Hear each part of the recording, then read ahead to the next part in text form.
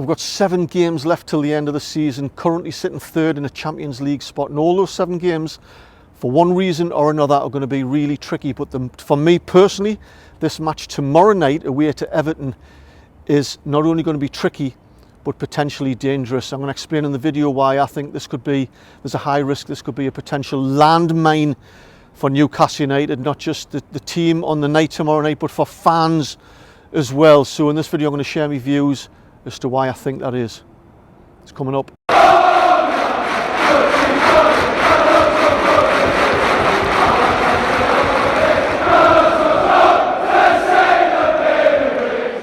Welcome back, it's Eddie here from Tyneside Life. You might be wondering where I am. Well, I'm in a small multi-storey car park in Newcastle's Helix sector, or Science City, which is the site of the old Newcastle and Scottish breweries, directly across the road from St James's Park. And the building behind me there is the tallest building in Newcastle.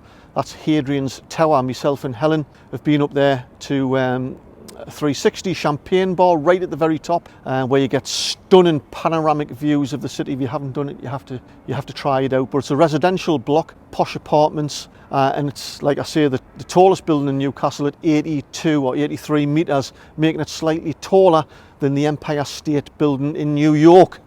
Just kidding, it's nowhere near as tall as the Empire State Building in New York. Nonetheless, it's grand for Newcastle. The old Scottish and Newcastle brewery site, here where I am now, of course, was demolished in 2008 when Bobby Robson pressed the button to blow up the buildings. So if you haven't been in this particular sector, that's lovely. It's got a couple of cafes, have a look around, see all these posh buildings where cutting edge science is happening right here. So back to Everton and the match tomorrow night. You might not know that Everton have been in top flight English football since the season where we last won a domestic trophy in 1954-55. Yes, it's been that long. In terms of top flight English football, they're part of the fixtures and fittings, and they're staring relegation right down the barrel. So you can imagine how the club feel, especially in light of recently being charged by the Premier League for financial fair play irregularities, which in a year or two could result in some real heavy sanctions against Everton. Everton fans, of course, have been protesting against their owner for 2 or 3 years now because of their current predicament. You know, they've basically blew 500 to 600 million on several players that just haven't worked out. A business model Newcastle are desperate not to repeat, and now they've went above their financial fair play. They've got no money to spend, and now they're facing relegation, like I say, square in the face. So tomorrow night for them, this is a must-win game, and they're going to do anything they can to get 3 points. So this could potentially be a match where Newcastle get kicked all over the pitch. Back to the match in a second. Let's talk about the dangers of actually a minority of Everton fans who have been making a nuisance of themselves. Not only are the Everton fan base frustrated and angry, but this small minority in recent years have been causing bother at other clubs. They went to Millwall and stormed their pub. They attacked a group of Newcastle fans outside a pub in London. And of course here on Barrack Road, when they come up here on the 19th of October, where the away coaches were, they were causing a right kick-off there when they were throwing bangers and getting up to all sorts of confrontations that resulted in families running from the scene away from Barrack Road. It was that bad. Awful behaviour. But also as well, some poor behaviour from a minority of lads from Newcastle. I know that, having spoken to 2 or 3 Newcastle fans who were there, who saw Newcastle lads, I don't know if they were at the match or not, throwing crackers and fireworks at the Everton coaches. That just made it all the worse. But also as well, I spoke to a police officer a week or 2 later, and he said they've got anecdotal evidence to suggest that young lads coming from the West End turned up on Barrack Road, and they were causing bother as well. So 6 of one, half a dozen of the other, it seems. We don't want a repeat of that at Everton, especially if Everton get beat tomorrow night, because you're going to have some frustrated and angry fans really not in the mood. So I'd implore you Newcastle fans to stay safe when you get in the ground. Sing your hearts out, because the club are going to need it, the team are going to need it on the pitch. It's going to be a hostile atmosphere at Goodison Park. Everton historically are a banana skin team for Newcastle, so as I'm sure the Newcastle fans will be, sing your bloody hearts out. Don't get embroiled in any bother inside or outside that ground, please, because if you get compromised, if you get pulled into trouble and get caught, you're going to end up getting banned for life, and it's just not worth it.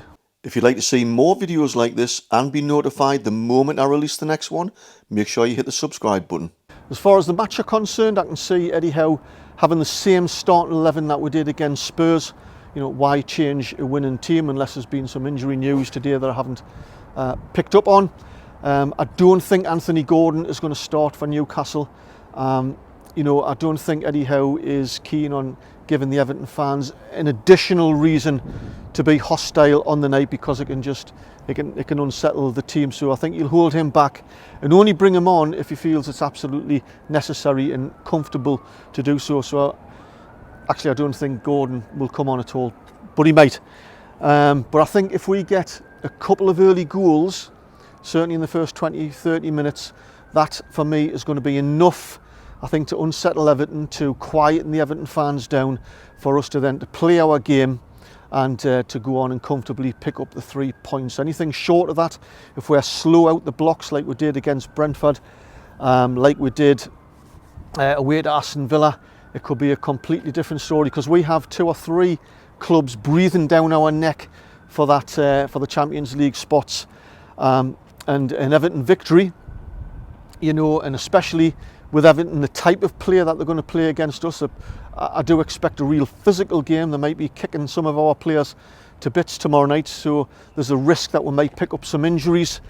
We could end up tomorrow night with getting beat and picking up some injuries, and we really don't need that going into the last half a dozen games. So everything considered, including the fans, let's go down there, sing your hearts out, let's get the 3 points and get out.